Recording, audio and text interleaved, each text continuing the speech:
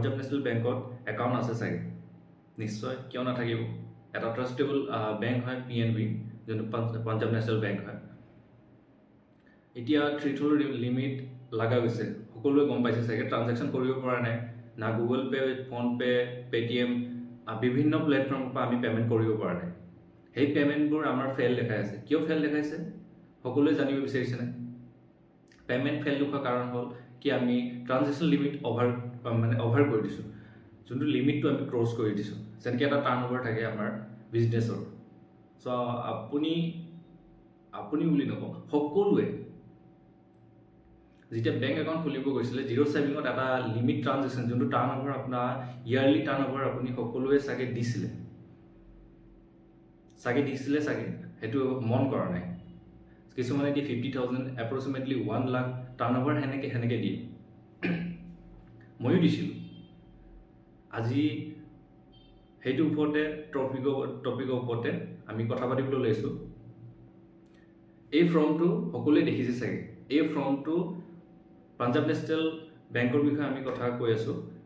বেংকত মেইন ব্ৰাঞ্চত গৈ পেলাই এই ফৰ্মটো লৈ আহিব যদি থ্ৰীথৰ লিমিটটো যদি ইনক্ৰিজ কৰাব বিচাৰিছে যদি ইনক্ৰিজ কৰাব মন নাই এই ভিডিঅ'ৰ পৰা আঁতৰি যাব পাৰে একো কথা নাই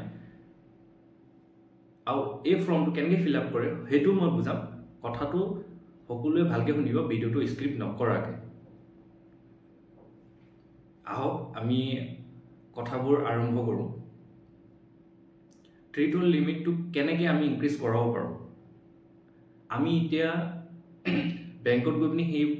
ফৰ্মটো ফিল কৰি ইনক্ৰিজ কৰি দিব পাৰোঁ একো কথা নাই কিন্তু আমাৰ ট্ৰানজেকশ্যনবোৰ আমি ট্ৰানজেকশ্যন এতিয়া কৰি থাকোঁ আমাৰ নাই GST নাই ন' ইনকাম প্ৰুফ আমাৰ সেয়ে ইনকাম প্ৰুফবোৰ কেনেকৈ দেখাম সেইটো এটা মানুহৰ মাইণ্ডত এটা কুৱেশ্যন ঘূৰি থাকে সেইকাৰণে নন ইনকাম প্ৰুফতো আপুনি দেখাব পাৰে এতিয়া হাউচ ৱাইফ ষ্টুডেণ্ট সিহঁতৰো একাউণ্ট আছে সিহঁতৰো ট্ৰানজেকশ্যন হ'ল হৈ গৈছে পে'মেণ্ট কৰিব নোৱাৰে সেই পে'মেণ্টবোৰ কৰিবলৈ কাৰণে বেংকত যাব লাগিব কিয় কি ইয়াত ইণ্টাৰনেট বেংকিং মানে যিমান অনলাইন ট্ৰানজেকশ্যনবোৰ মানে বন্ধ কৰি দিয়া গৈছে এইটো RBI গাইডলাইনৰ ফালৰ পৰা সকলোৱে RBI গাইডলাইন ফ'ল' কৰে বেংকে এইটো বেংকৰ ফালৰ পৰা ফ'ল' নহয় বেংকে কৰিব নোৱাৰে ছিষ্টেমেটিক মেইন কথা কি হ'ল এটা ছিষ্টেম থাকে কি RBI যেতিয়া ফ'ল' কৰে RBI ফ'ল' কৰা মতে সেই বেংকে ছিষ্টেমটো লৈ মেলি বেংকে নকৰে সেই বস্তুত RBI ফালৰ পৰা ছিষ্টেমেটিক ট্ৰানজেকশ্যনবোৰ হ'ল কৰাই গৈ থাকে আমি সেই ট্ৰানজেকশ্যনটো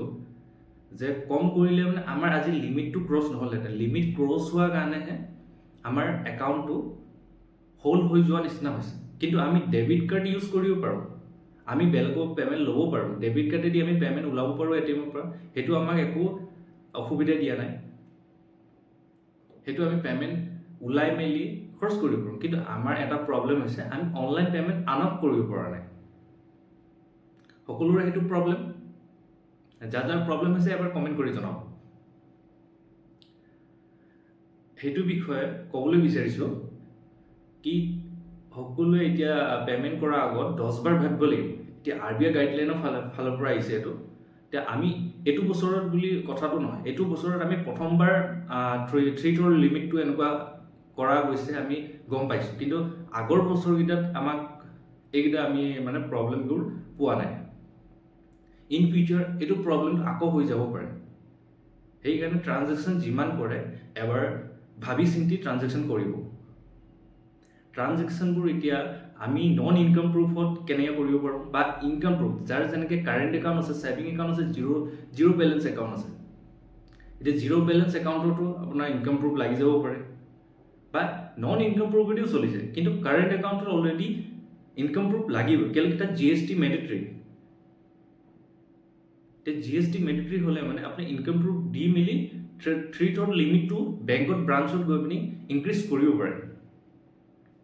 এটা ফৰ্ম দিব ফৰ্মটো ফিল কৰি তাতে আধাৰ কাৰ্ড পান কাৰ্ড যিকোনো আপোনাৰ ভেলিড ID প্ৰুফ এটা দিলে মানে বেংকত গৈ পিনি দিলে সেইটো লিমিটটো ইনক্ৰিজ কৰাই দিব আৰু GSTটো যাৰ GST আছে বেংকত গৈ পিনি ক'লে হ'ল লিমিটটো ইনক্ৰিজ কৰাই দিব এতিয়া আমি কথা পাতোঁ হাউচৱাইফ যেনেকৈ যাৰ নন ইনকাম প্ৰুফৰ, তেতিয়া আপুনি কি কৰিব, বেংকত গৈ পিনি এটা ৰিজন দিব, ইমান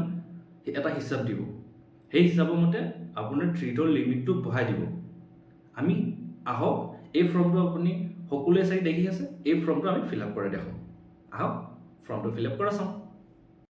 সকলোৱে এই ফৰ্মটো চাইছে চাগে, ঠিক আছে।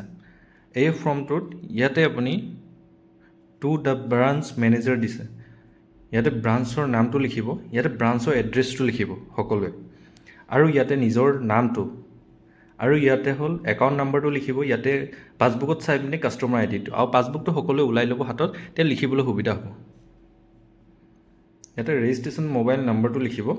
তাৰপিছত ইয়াতে কাৰেণ্ট থ্ৰেটহোল্ড লিমিট, সকলোৱে চাগে নাজানে কাৰেণ্ট থ্ৰেটহোল্ড লিমিটত কি হয়, ইয়াতে এতিয়া ফিল আপ কৰিব নালাগে, সেইটো ব্ৰাঞ্চত গৈ পিনি সুধি ল'ব, তাৰপিছত ইয়াতে ফিল আপ কৰি দিব। তাৰপিছত প্ৰপ'জ নিউ থ্ৰেটহোল্ড লিমিট ৰিকুৱেষ্ট, আপুনি সকলোৱে লিমিট কিমান দিব বিচাৰিছে সেইটো নিউলি থ্ৰেটহোল্ড লিমিটটো ৰিকুৱেষ্ট কৰি আছে, সেইকাৰণে এইকেইটা একো কৰিব নালাগে। ইয়াতে ট্ৰানজেকশ্যন ইয়াত দিয়া গৈছে, reason of request tick any applicable, ইয়াতে higher transaction need, increase monthly average balance, business personal requirement, other please specify. So' ইয়াতে চাৰিটা অপশ্যন দিয়া গৈছে, যদি সকলোৰে হাই ট্ৰানজেকশ্যন নিডেড হয় তেন্তে ইয়াতে টিক দি দিব পাৰে, নহ'লে আদাৰ্ছত গৈ পিনি টিক দি দিব পাৰে। আৰু তাৰপিছতে ডকুমেণ্টছ এটেচ, ইয়াতে আইডেণ্টিফাই প্ৰুফ বুলি দিলে আধাৰ কাৰ্ড, পান কাৰ্ড আৰু পাছপৰ্ট ফটো দিব পাৰে, ইয়াতে টিক দিব পাৰে, নহ'লে এড্ৰেছ প্ৰুফ দিব পাৰে, নহ'লে লেটেষ্ট বেংক ষ্টেটমেণ্ট দিব পাৰে, আৰু ইনকাম প্ৰুফত IT file, GST document return, GST return, তাৰপিছত বেলেঞ্চ শ্বীটখন দিব পাৰে, তাৰপিছত নহ'লে আদাৰ্ছ দি দিব সকলোৱে। ইয়াতে ডিক্লেৰেশ্যন দি থোৱা আছে, ইয়াতে the undersigned hereby request the bank to increase the threshold limit for my above mentioned saving current account. I confirm that all detail furnished above the true and correct. I understand and agree to abide by the term and condition applicable for the revised limit as per the bank policy. ইয়াতে দি থোৱা আছে, সকলোৱে চাব পাৰিছে। ইয়াতে sign off account holder, ইয়াতে sign কৰিবলৈ ফুল চিগনেচাৰ, তাৰপিছতে ইয়াতে নেমটো দি দিলে হ'ল, ডেটটো দি দিলে হ'ল।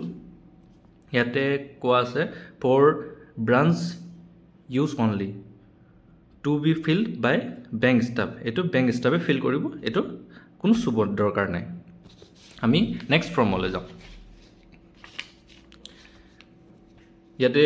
কৈ থোৱা আছে format for updation of threshold limit, name of branch লিখি দিব লাগিব। ইয়াতে আগতে এবাৰ কোৱা গৈছে, ইয়াতে পাছবুকখন ওলাই ল'ব, সকলোৱে চাই ল'ব পাৰিব। তাৰপিছত ইয়াতে কাষ্টমাৰ ID দিব পাৰে, একাউণ্ট নম্বৰ দিব, তাৰপিছত একাউণ্ট স্কিম দিব। একাউণ্ট স্কিমটো নালাগে বাৰু, সেইটো সুধি ল'লে হ'ল বেংকত গৈ পিনি। ইয়াতে name of account, name of একাউণ্টটো সকলোৱে গম পায়, দি দিব। তাৰপিছত name of proper partner for non individual, এইটো দি দিব, ইণ্ডিভিজুৱেল হয়নে পাৰ্টনাৰশ্বিপত হয় সেইটো দি দিলে হ'ল। ইয়াতে এড্ৰেছ দি দিব, PAN card, phone number, nature of activities, তাৰপিছত all annual income turnover সেইটো দিলে হ'ল, আগৰ যোনটো ইয়াত নিউলি এনুৱেল ইনকামৰ সেইটো দিলে হ'ল। তাৰপিছতে ডকুমেণ্টছ ফৰ ইনকাম প্ৰুফৰ ইয়াতে চেলেৰী স্লিপ দিব পাৰে, বেলেঞ্চ শ্বীট দিব পাৰে, PL দিব পাৰে, ষ্টেটমেণ্ট, তাৰপিছত ITR file, declaration for extra. জাষ্টিছন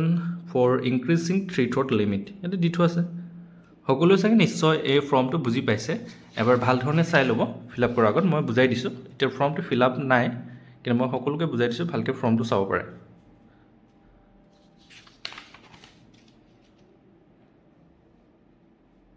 আজিলৈ ইয়াতে ভিডিঅ'টো সমাপ্ত কৰিছোঁ, ধন্যবাদ।